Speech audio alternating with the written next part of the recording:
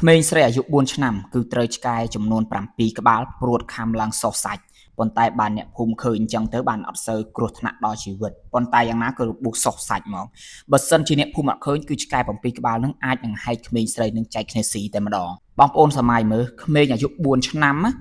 ត្រូវឆ្កែខំហើយខ្ញុំឃើញនៅក្នុងបណ្ដាញសង្គមនៅគេផុសនឹងគេថាជាប្រភេទឆ្កែ Husky ទៀតហើយជាប្រភេទឆ្កែនឹងគឺឆ្កែធំធំណា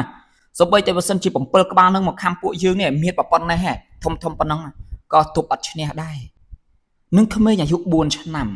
ហើយអាអ្នកខមមិនខ្ញុំឆ្ងល់អាអ្នកខមមិនមួយចំនួនអាឆ្កែខំគ្នាប៉ុណ្ណឹងសោះសាច់ទៅគេកាន់ជើងឆ្កែគ្នាគេទៀតខ្ញុំគិតថាពួកហ្នឹងប្រហែលជាពួកឆ្កែកើតមកពីឆ្កែទទួលការអប់រំមកពីឆ្កែគួរតែខមមិនសួររកម្ចាស់ឆ្កែយ៉ាងម៉េចបានបណ្ដោយឆ្កែអញ្ចឹងបើដឹងថាឆ្កែខ្លួនឯងកាចឲ្យចង់ទុកឬក្រង់នៅក្នុងទ្រុងទុកចោលទៅខមមិនស្ដីឲ្យគ្នាម៉ែបណ្ដោយអញ្ចឹងអីអញ្ចឹងសម្រាប់អ្នកដែលរស់នៅស្រុកស្រែដូចពួកខ្ញុំអញ្ចឹងគឺអាយុ5ឆ្នាំ6ឆ្នាំ7ឆ្នាំបើសិនយើងទៅសាលារៀនយើងដើរតែឯងអីតែឯងជារឿងធម្មតាហ្នឹងប៉ុន្តែអាអ្នកដែលមានឆ្កែខំឆ្កែកាចអញ្ចឹងយើងគួរដឹងផងអ្នកដែលចិញ្ចឹមឆ្កែកាចជាពិសេសតាមផ្លូវតាមអីហ្នឹងចងទុកឬក៏ក្រង់ទុកទៅព្រោះនៅលើផ្លូវមិនមែននៅក្នុងផ្ទះទេលើផ្លូវជាផ្លូវសាធារណៈមិនមែនផ្លូវឯកជនអ្នកឯងបង់ថ្លៃ